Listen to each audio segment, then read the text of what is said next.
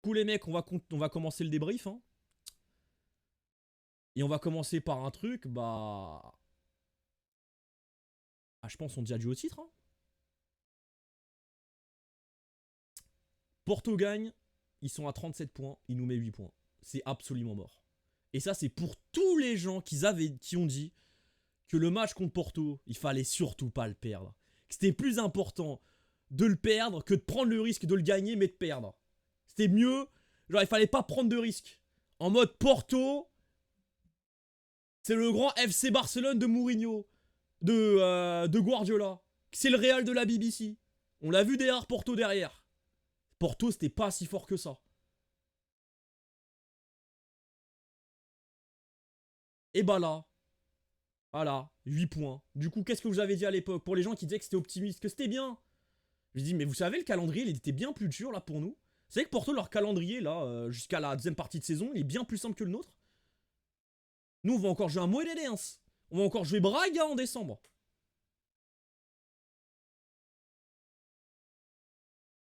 Du coup, le championnat, il est mort. Là, il est acté, c'est mort. Mais vous savez, moi, moi, j'avais dit pendant le match, à la fin du match, vous savez, là, ce qui est critique pour moi, là, sur le match, les gars, c'est que pour moi, on fait même pas un mauvais match. Genre, en fait, dans ce que j'attends de ces joueurs, les joueurs, je les ai pas trouvés particulièrement mauvais.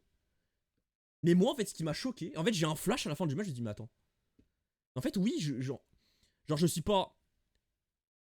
Je suis pas déçu des joueurs, parce qu'en fait, ils peuvent pas faire plus que ça. Mais en fait, là, on a fait un match compétent d'une petite équipe. Genre là, c'est comme si Guimaraes venait chez nous et il ressortait avec un point contre une grosse équipe. Là, on a fait un match type Guimaraes. On me dit, oh putain, c'est intéressant, des joueurs intéressants, mais ça manque un peu. En fait, j'ai l'impression de regarder une équipe. Le match aurait pu durer 4 jours, on n'aurait pas eu d'action. Et l'aveu d'échec, il est terrible.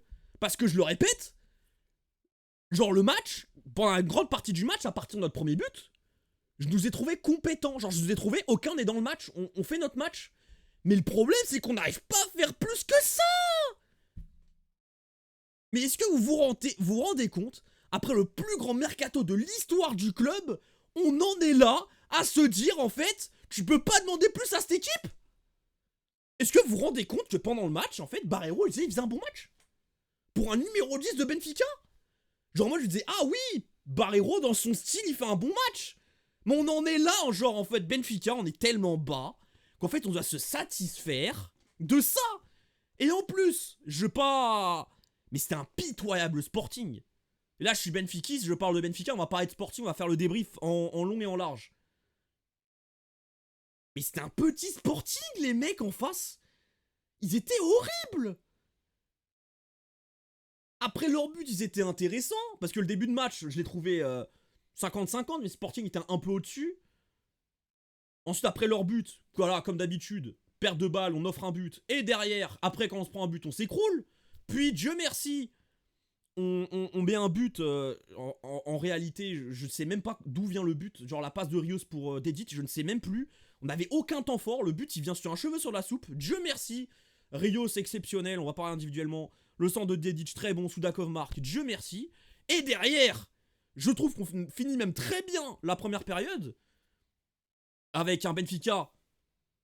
Gros pressing, on récupère très vite la balle. On a même des situations. En moment dans la surface, Dedic il récupère la balle très haut sur le terrain. Puis Pavlidis vient le gêner alors que Dedic était clairement dans sa course. La balle était pour lui, tu vois. Il était en pleine vitesse dans la surface.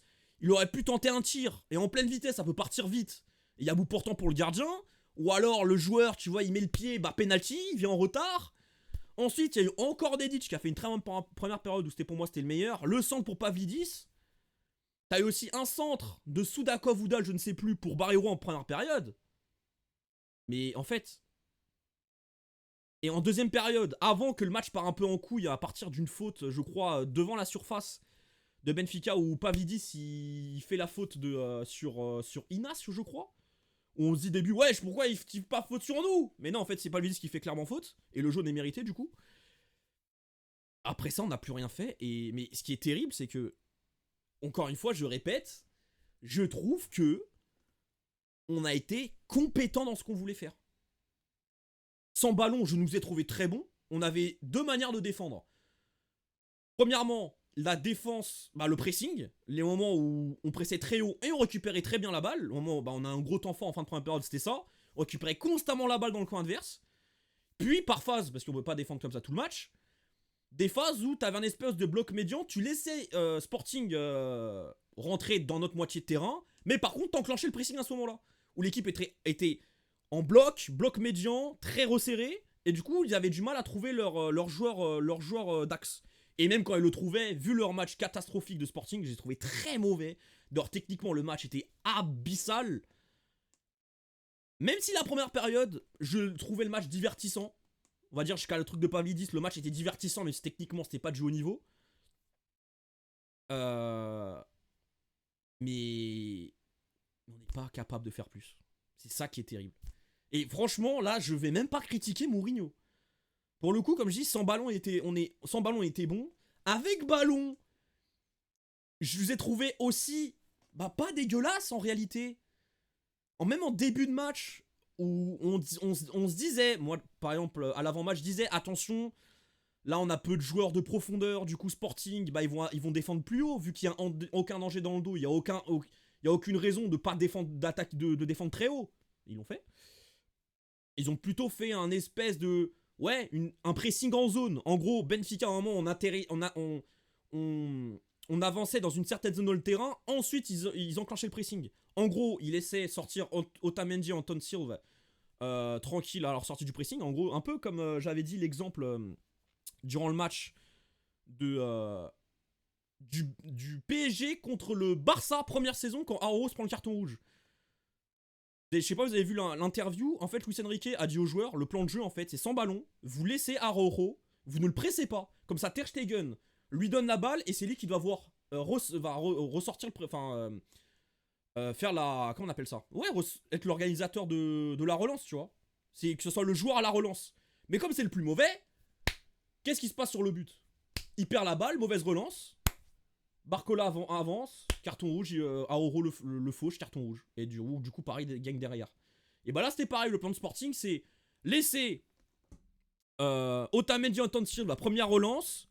Ils sont pas très bons, du coup, ils vont mettre dans la merde les joueurs de Benfica. Et en plus, les joueurs sont dos au but. Parce que il n'y a pas de créativité, il n'y a pas de ressortie de balle propre. Il n'y a aucun homme de... Même Sporting l'ont fait de temps en temps, un troisième homme. Il y a un joueur qui arrive, il est en pivot, mais après derrière il fait une déviation sur un joueur. En fait, c'est pas le style de nos joueurs, on était incapable de faire ça. Et même la première passe à la base est catastrophique. La première relance est catastrophique. Mais en dehors de ça, Sporting.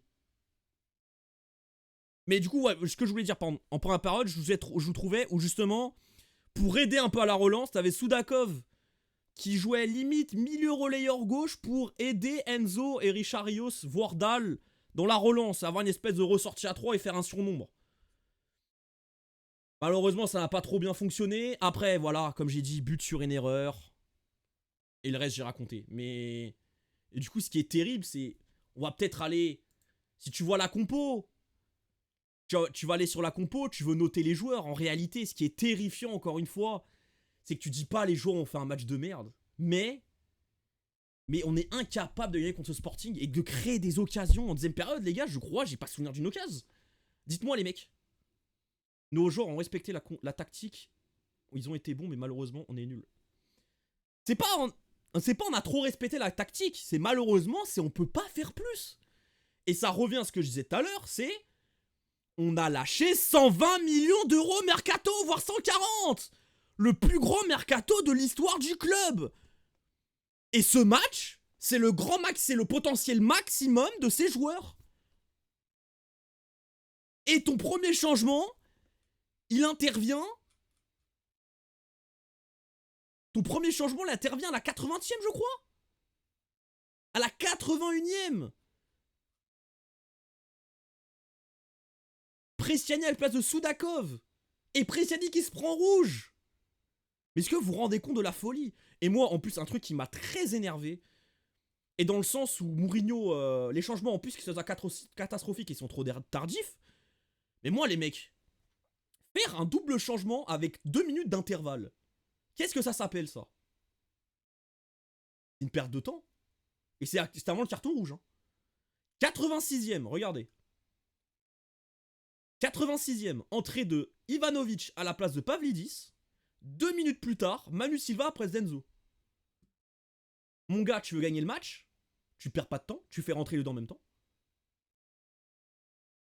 Mais du coup, en fait, à la fin du match, il a dit adieu au match. Pareil, comme j'ai dit, le carton jaune de Pavlidis, on peut voir, il a intervenu à la combienième 66e minute. 66e. À partir de là, le match était dégueulasse des deux équipes, dont nous. On n'arrivait absolument plus rien à faire. Mais si tu veux gagner le match, mais tu fais des changements plus tôt, tu es pas la 81e. Tu es pas la 81e. Pour en plus, après 5 minutes plus tard, faire un double changement avec 2 minutes d'écart. Et t'enlèves ton meilleur buteur. Du coup, en fait, je suis un peu tiraillé. Parce que franchement, la plupart du temps de match, j'étais en mode satisfait. Parce que moi, je m'attendais à pire. Je m'attendais à une défaite. On propose rien. Le Sporting avait dominé la totalité du match. On allait faire que défendre. On allait rester acculé dans notre surface, dans notre moitié de terrain. Parce qu'on n'a aucun joueur. Comme contre Porto, en fait. Aucun joueur capable de ressortir du pressing. Parce qu'en fait, c'est que des joueurs qui demandent balle au pied. Et même pendant le match, j'étais satisfait. Je disais, Barreiro, il fait une meilleure deuxième période qu'une première. Richard Rios, rien à dire. On va parler après individuellement. On va noter les joueurs. Attendez, je vais voir la compo. Je lui ai dit très bon match. Je lui ai dit Auchners, ouais, pas mal. Enzo, pas trop mal non plus. Dal, pas trop mal. Mais en fait, dans un bon Benfica, c'est pas un. Genre, en fait, je le soulignerai pas leur match, en fait. Je pense que Pressiani a tout niqué. Les gars, mais tu veux pas dire que Pressiani a tout niqué quand son carton rouge est à la 90 plus 2. Les gars, c'est à la 92e le carton rouge. Dis pas que Pressiani a tout niqué, mon gars, c'est pas possible. Du coup, oui, pour moi, en fait, voilà, du coup, j'étais entre je suis content, content c'est grand mot, mais en gros, je nous ai trouvé compétents dans le match. Et ensuite, au fur et à mesure du match où tu dis, mais en fait, le match, on va pas le gagner, là, plus le temps avance, plus tu vas pas le gagner, plus le titre, tu dis adieu. Et ben, en fait, le côté optimiste, en fait, m'a dégoûté dans le sens, en fait, en mode, j'ai réalisé, en fait, qu'on peut pas faire plus. Je peux pas demander plus à cette équipe. Et là, encore une fois, c'est même pas une pique envers Mourinho. Là, c'est encore une fois, c'est vers la direction. Mais bon, j'en ai parlé 1 milliard de fois. J'ai pas parlé de la direction, les gars. C'est bon, les gens ont voté pour ça. Voilà, c'est la démocratie. Je suis pas d'accord avec ça, mais c'est ça, j'accepte. Voilà. Et voilà, du coup, on doit accepter le fait que, voilà, on est nul. En fait la conclusion de ce match et de ce qui vient de se passer, c'est qu'on est nul. En fait, c'est on a un niveau très moyen. En fait, c'est... Là, les gars, c'est... T'as Guimarães, ils font un match comme ça chez nous. On se dit, putain, ils ont fait un bon match. Hein.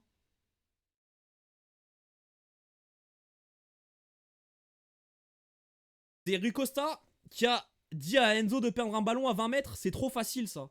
Qui a choisi ses joueurs? Qui a choisi ses coachs? Qui a fait que 5 coachs en 4 ans? J'ai pas envie de me répéter, j'ai dit toujours la même chose. Qui a foutu 120 millions d'euros pour que finalement t'arrives là dans un match où tu te dis en fait tu veux pas faire plus? C'est à cause de qui? Des joueurs n'ont pas le niveau, mais qui a choisi ces joueurs? Mais c'est ça votre problème. Les gens sont vraiment cons, je suis désolé de te le dire, bro. Je suis désolé de le dire. Ce truc, des gens n'ont pas le niveau, mais qui choisit les joueurs?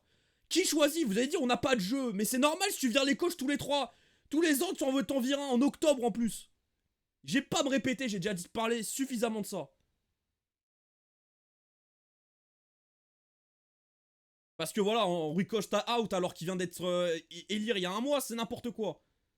Et voilà, mais du coup, en fait, là, ce que je suis en train de dire, c'est... Là, par contre, les mecs, je veux pas entendre des benfiquistes pleurer. Les benfiquistes, comme nous, tu vois, on a voté contre Rui Costa. Mais les mecs qui ont voté pour ça, et qui se plaignent, vous avez pas le droit à la parole. Par exemple, quand j'entends le stade siffler, à un moment en première période, quand on n'était pas du tout bon, là. On a eu Sporting, après leur but, ils ont un gros temps fort. On a entendu des sifflements. Mais bande d'enculés, vous avez pas le droit de siffler, vous avez voté pour ça. Vous avez accepté ça. Parce que là, les gars, le titre c'est adieu. Encore une fois, on va revoir le classement pour un peu vous rentrer... Tu vois, pour rentrer dans le crâne que oui, voilà, c'est mort quoi. Faut se mettre dans le crâne, tu vois. Malheureusement, on est cuit. Voilà, regardez. Sporting, Porto gagne, 8 points d'avance. Il gagne 8 points d'avance. Mais moi, c'est... Parce qu'on va regarder après le calendrier, hein. On a 3 points de retard sur Sporting. Mais là, les gars, ce qui peut se passer, là, dans le scénario, le pire des scénarios, mais malheureusement, c'est le scénario le plus probable. Encore une fois, c'est le scénario le plus probable. Je veux pas être trop aigri, parce que là, encore une fois, je me répète, contre un Sporting qu'on est tous d'accord pour dire qu'ils ont fait un match de merde, on est dans le même temps en train de dire que Benfica ont fait un match compétent. Voilà, on est dans ce degré-là. C'est comme si un Benfica-Braga, tu vois. Braga font match nul contre Benfica, contre un Benfica nul, mais les supporters de Braga sont contents, entre guillemets, parce que voilà, ils ont perdu des points, ils ont gagné des points contre Benfica. En fait, on en est là. En fait, Benfica sont moins forts que Sporting. Benfica, on est même dans le match. Ils ont fait un mauvais match, mais que tu vois les 30 premières minutes, mais technique, enfin, la différence de niveau. Moi, je suis désolé. Leur colonne vertébrale, Diomandé, Umland, Trincão, Luis Suarez, en dehors de Luis Suarez qu'on parle pas Vidis, mais le reste, ils mettent une branlée à nos joueurs. Et là, je te parle techniquement, juste en mode, malgré qu'ils font un bon match, tu vois que balle au pied, c'est autre chose comparé à nos joueurs. Notamment, oui, Umland a fait un match dégueulasse. Même si dans les 30 premières minutes, il était bon. Je suis tout à fait d'accord avec toi, Alexis. Mais dans leur temps fort, tu voyais la différence de niveau. Genre, tu comparais le joueur dans notre temps fort et le leur, en termes de... Je dis pas en termes de jeu, je te parle vraiment individuellement. Catastrophique. Et oui, le Sporting, voilà, je serais Sporting, et moi les gars, comme j'ai dit pendant le match, je ne comprenais pas les choix de Rui Borges, son idée, ses changements, le changement est catastrophique d'enlever Pote, mais Kenda dans ce rôle de 10, il a fait une rentrée catastrophique, gardez j'ai mis tout le match. Mais bref, du coup, ce que je veux revenir, parce que je m'éparpille, vous savez, hein, vous me connaissez maintenant. C'est là le scénario le plus probable, les mecs, c'est que, du coup là, c'est la première année du mandat de Rui Costa. Du coup, voilà, c'est possiblement 3ème place, du coup. Éliminé de Ligue des Champions. C'est le plus probable, encore une fois, je dis pas que ça va se passer, mais là, si on doit dire un pronostic, nous tous, les mecs, si on est honnête entre nous-mêmes, on nous met 3ème. On nous met pas qualifié en Ligue des Champions. On est d'accord, je pense qu'on est tous d'accord avec ça.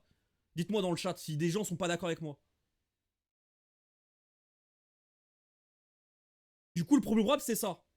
Du coup, t'entames le 2ème mandat avec sans Ligue des Champions, sans l'argent Ligue des Champions. Du coup, tu devras vendre. Et du coup, mais comme aucun joueur avec ce coach et ton recrutement de merde, bah aucun joueur s'est révélé et a explosé. Au lieu de vendre un joueur 70 millions, tu devrais en vendre 3 pour 70.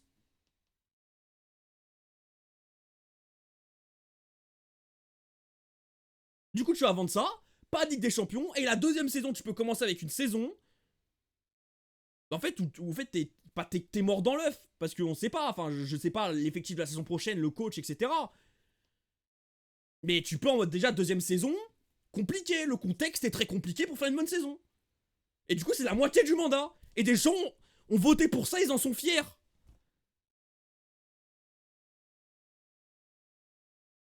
Je veux surtout pas entendre ces gens-là se plaigner. Voilà. C'est pas je suis pas d'accord, mais je vais y croire jusqu'au bout. Mais moi aussi, je veux y croire. En fait, je vais y croire. Je veux y croire et je vais continuer à y croire. Mais au fond, si tu fais une analyse froide, c'est pas possible. Genre là, Alexis, tu penses encore qu'on peut être champion là? 8 points d'écart? Parce que les gars, voilà, j'ai dit on allait regarder le calendrier de Benfica. Se plaindre peut-être. Oui, je suis désolé, se plaindre. Je suis désolé, je m'éparpille. Désolé les mecs. Je vais mettre Benfica calendrier parce que en fait, tu sais, c'est le premier match de décembre. Vous voulez voir après? Genre, on va en Liens. C'est tout le temps chiant de jouer là-bas. Fallait un scoop. Famalik, hein, c'est chiant. Ah, Braga, c'est très chiant. Genre là, t'as 3 matchs des plus compliqués du championnat portugais. Vous voulez voir le calendrier de Porto? On va porter le calendrier de Porto, on va bien se marrer. Surtout qu'il faut savoir, du coup, ça va être les derniers matchs du championnat, ça va être ces matchs-là. Tonderle. Je vous fais pas de dessin. Estela Amador. Je vous fais pas de dessin. Ça, c'est quoi? Alverca. Je vous fais pas de dessin. AVS. Je ne vous fais pas de dessin non plus. Vous voyez ou pas ce que le délire là en fait? Du coup encore je répète comme je disais au début de saison, les mecs qui fanfaronnaient du fait que non, contre Porto, fallait surtout pas perdre. Vous avez pourquoi là, devant vos yeux, et ce qui s'est passé aujourd'hui et le calendrier qui arrive, de pourquoi en fait on devait tout faire pour gagner le match. Et bref. C'est catastrophique, fin de saison. Et encore une fois, franchement les joueurs, je n'ai rien à leur dire aujourd'hui. C'est juste que malheureusement, ils ne peuvent pas plus. C'est la terrible, mais vraiment, c'est le terrible bilan que je fais de ce match. L'aveu d'échec est dingue. Et du coup, on va... Voilà, je dis qu'on allait noter les joueurs, on va le faire ça. Et voilà, je pense que j'ai assez résumé le match, les mecs. Ah, mais deuxième, c'est possible, mais franchement...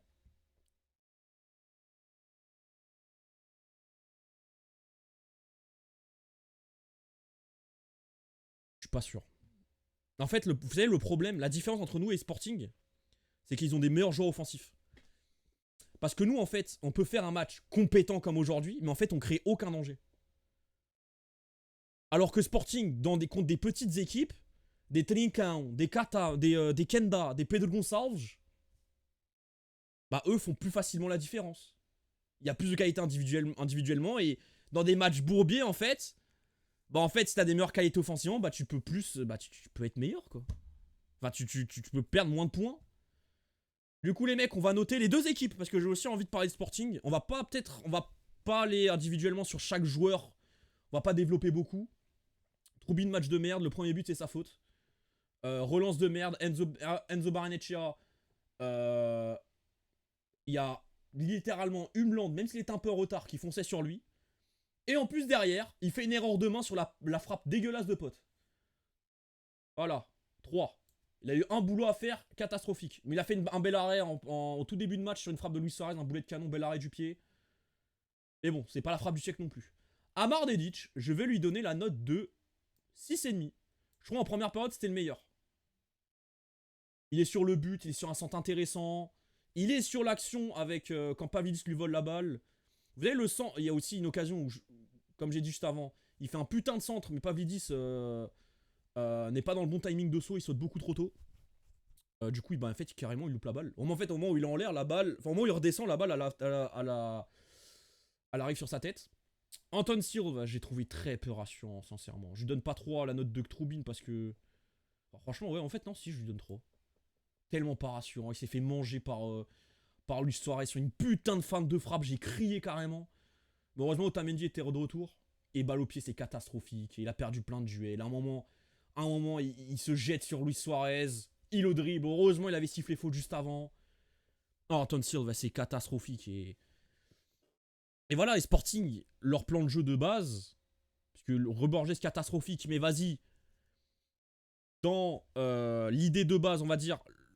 En fait, il a mal réagi à la proposition tactique de Benfica et de Mourinho. Mais à la base, le plan de laisser Anton Silva et Otamendi à la relance n'était pas dégueulasse. Parce que, en fait, on voyait pas le jour avant notre but. Malgré, comme j'ai dit en début de match, avant leur but, on arrivait de temps en temps à sortir du pressing, etc. Mais en fait, l'idée de jeu de Sporting fait qu'en fait, on a des faiblesses dans ce truc. Vous vous rendez compte, Benfica ne s'est pas relancé. Et en plus, en sachant ça, on laisse Toumaj à la hausse dans le banc. Je trouve ça scandaleux, les gars. Ouais, je trouve ça scandaleux. Bref, du coup, Otamendi, je lui mets 3,5. Même des fois avec ballon que autant de Silva. Mais lui, il a su faire quelques récupérations. À un moment aussi, il allait nous crever en deuxième période en perdant un ballon. Tout simple. Franchement, il y a un joueur qui le presse. Il arrive de loin. Il a tout le temps pour donner à qui que ce soit. Tout le monde est libre. Mais non, il va garder la balle et t'as de l'eau de la perdre. Catastrophique. Dal, j'ai trouvé compétent. Je lui donnais 5. Enzo, je lui mettre 4,5. Parce que, allez, dans le match, il n'a pas été dégueulasse. Mais le fait qu'il perde la balle. Parce que malgré que Troubine lui donne un ballon où il devait pas lui donner parce qu'il était sous pressing, je trouve que même Enzo Barrenetxea avait un temps d'avance sur Humland. Et du coup, s'il ratait pas son contrôle de merde, espèce de con, bah en fait, tu t'orientais ton corps à l'opposé. Et en fait, c'est bon, en fait, tu l'éliminais facilement. Et derrière même, tu peux lancer une transition. Mais malheureusement, Troubine doit savoir que Enzo Barrenetxea, c'est pas Vitinha ou Pedri. Du coup, tu lui donnes pas. Du coup, 4,5 Enzo Barrenetxea. Richard Rios, les mecs, par contre, c'est l'homme du match de très très loin. Je lui donne un 8. Je lui donne pas plus. Parce que en vrai, il n'y avait pas condition pour qu'il fasse plus. Mais dans un bon match, dans un bon jour, dans une équipe qui produit quelque chose, Rios pouvait taper le 9 voire le 10. Il était extraordinaire, il était partout. Et moi, Rios, je trouve depuis le début de saison, les gens tellement méchants avec lui. Les mecs trappent beaucoup sur le fait que techniquement, il n'est pas développé dans la passe. Genre que dans la passe, il a beaucoup de déchets. Dans les passes vers l'avant, il a rate. Allez, 60% de ses ballons vers l'avant. Et un joueur comme Benfica doit peut-être avoir mieux. Mais les gars, et je le dis depuis le début, je dis pas qu'aujourd'hui. Même dans les matchs moins bons où je disais, si là il est moins bon, je pense parce que les critiques, il les entend. Et je trouve que les critiques allaient beaucoup trop fort. Justement, en début de saison sous Brunelage, je trouve que le seul point fort qu'on pouvait trouver à cette équipe de merde, c'était le double pivot Enzo Richard Rios, qui malgré qu'il avait des défauts, imposait quelque chose. En fait, leur zone, c'est leur zone. Enzo, par le fait que c'est un meneur de jeu reculé, et par le fait que Richard Rios, il a une intensité de dingue. En fait, tu vas le presser s'il est face au jeu, parce que dos au but, c'est plus compliqué, mais s'il est face au jeu, en fait, physiquement, tu peux pas lui prendre la balle, en fait. Physiquement, il bouge n'importe qui. Du coup, en fait, il impose un truc.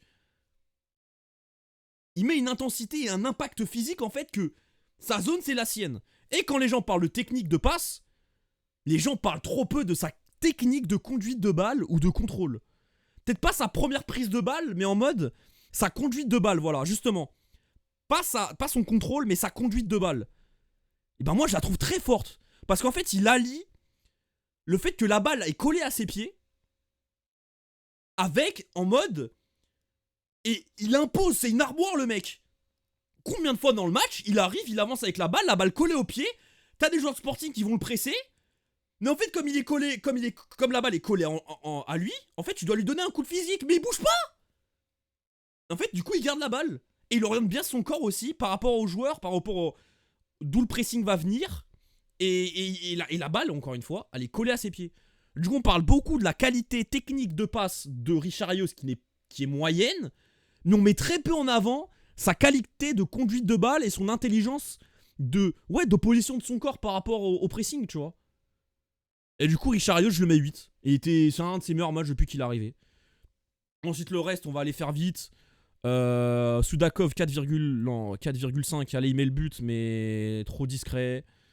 Auchners, je lui mets 5. Il a été compétent. Et bizarrement, Dedic, là où il est le meilleur, c'est quand il n'y a pas Luque Bacchio. Même dans un des seuls trucs où tu te dis la planification de la saison de Benfica, les recrues, c'était pas si horrible que ça. Genre le choix Luque Bacchio, en gros le profil on en avait. Mais en fait il a mis le profil pas au bon endroit quoi. En fait il fallait un profil Luque Bacchio, mais à gauche. Laoudal c'est un joueur plus en retrait, c'est pas un joueur qui va prendre beaucoup le couloir dans la profondeur. En fait il faut peut-être justement un ailier de profondeur. Laoudal peut plus rentrer ou être un peu en retrait, comme par exemple le duo Condé et Lamine Yamal. Lamine Yamal prend beaucoup le couloir, et t'as Condé qui prend de temps en temps, il va dédoubler de temps en temps, mais surtout il est là en retrait, et pourrait être un peu un espèce de troisième milieu de terrain, tu vois, un milieu de terrain en plus. Eh ben non, tu vas foutre l'ailier pur qui colle la ligne et qui rentre dans l'axe et qui est individualiste, dans le côté où t'as un latéral droit, qu'en fait il va prendre la profondeur, etc. C'est catastrophique, franchement, je peux plus. Du coup, voilà. Barreiro, je lui donne une note de 6. Parce qu'en fait, le copain, dans ce qu'on demande, il a fait un bon match, en fait. Malheureusement, il peut pas faire plus. En fait, là, ce qu'on a vu de Barreiro aujourd'hui, c'est le max qu'il peut faire. Mais malheureusement, c'est pas assez pour Benfica et c'est pas assez pour gagner un match. Tu compares Benfica au Barça. Si tu veux, je peux te dire David Neres avec c'était qui latéral droit et Alexander Bas. On a encore ça, c'est un style différent, puisque Neres rentrait beaucoup dans l'axe. Mais ouais, le côté droit, enfin... Je peux donner quel exemple? Je sais pas, moi. C'est qui à l'époque notre latéral droit? Barreiro 6 c'est parfait. Non les gars, 6 c'est parfait, il faut une qualité de relance. C'est catastrophique. Mais je sais pas moi, c'était qui notre latéral droit en 2014? Putain ouais j'ai un trou de mémoire les mecs. Non, Salvio Semedo c'est encore différent tu vois. Bon bref là j'ai pas d'exemple en tête. Et encore, quand je compare Benfica au Barça, je compare pas, oui c'était Maxi. Je compare pas le niveau des joueurs, je te parle de profil. Par exemple, comme Liverpool, Salah et Arnold. Tu vois ce que je veux dire? Ou comme le Paris Saint-Germain, Désiré Doué Hakimi. Vous voyez ce que je veux dire? Je fais mal les plus bas. Greenwood et Wea. Wea, c'est l'ailier de ses latérales, il prend la profondeur. Greenwood, il rentre dans l'axe. Et voilà. Et bref. Et du coup, Pavlidis, par contre, très mauvais match. Franchement, Pavlidis, très mauvais. C'est le joueur que j'attendais le plus aujourd'hui. Parce que. En fait, pour moi, pour Benfica face à un bon match, il fallait trois ingrédients. Que Enzo et Richard Rios soient très bons et qu'ils imposent leur truc. Imposent un. Ouais, que le milieu de terrain, en fait, ils gagnent le duel du milieu de terrain. La bataille du milieu de terrain. Et que Pavlidis, les peu de fois où on le voit, il faut qu'il soit létal. Malheureusement, comme j'ai dit, il vole un ballon à Amar Dedic en première période. Ensuite, Dedic a fait un super centre et il est pas là.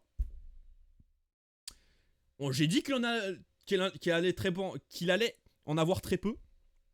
Et bah, les très peu qu'il a eu, il les a pas fait. Par contre, Dedic, c'est 7. Ouais, en vrai. C'est quoi, ouais, j'ai donné 7. Vas-y, je vais être un peu gentil. Ouais, je vais donner 7. En vrai, t'as raison. Mettre que 0,5 de plus à Dedic par rapport à Barreiro. Voilà, du coup, j'ai dit que j'allais faire doucement. Bon, allez, on va noter Sporting. Rui Silva, on va lui mettre la note de 5. Il a été régulier. Fresneda, je lui ai donné la note de 3,5. On l'a pratiquement pas vu. Max Aroro, très bonne première période, je trouve que c'était l'un des meilleurs. Je vais lui donner la note de 6 comme Barreiro. Inas, je l'ai trouvé très dégueulasse. Hein. Même à la relance où il est fort, franchement, c'est très mauvais. Je lui ai donné 4 parce que ça reste meilleur que les deux clowns qu'on a. Diomandé, je trouve que c'était peut-être le meilleur du Sporting. Ah ouais, le Sporting, je l'ai dit, horrible match de Sporting. Diomandé, c'était peut-être le meilleur. Je lui mets 6,5. Morita, 4. Umland, 4,5 parce que malgré la deuxième était dégueulasse, je trouve les 30 premières minutes c'était un peu du gros Umland. D'ailleurs les deux, hein. Je trouve les 30 premières minutes, les deux c'est très très fort. Pedro Gonçalves, il marque un but du coup, allez je vais lui mettre 5,5. Que lui donner que la moindre qui met un but, voilà. Telika ou invisible. Telika ou invisible, mais c'était un des seuls qui proposait. Suarez, 6, c'était le seul qui proposait des trucs. Et Katamo, waouh, lui c'est. Ah, c'est comme Fresneda à 3,5. Putain, j'ai dessiné une bite, on dirait. Du coup, voilà. Je crois que j'ai un peu tout dit sur le match. Hein. J'ai un peu tout dit sur notre match. C'est terrifiant. Du coup, petite conclusion, petit bilan. Du coup, comme j'ai dit, voilà, ça tient en une phrase. On peut pas plus que ça. On a fait un match compétent, mais on est incapable de faire plus. Et en gros, c'est limite encore plus grave que le fait qu'on ait fait un mauvais match en fait. Limite, c'était genre tu ressortais de ce soir moins dégoûté en disant qu'on était nul. Parce que là en fait, t'as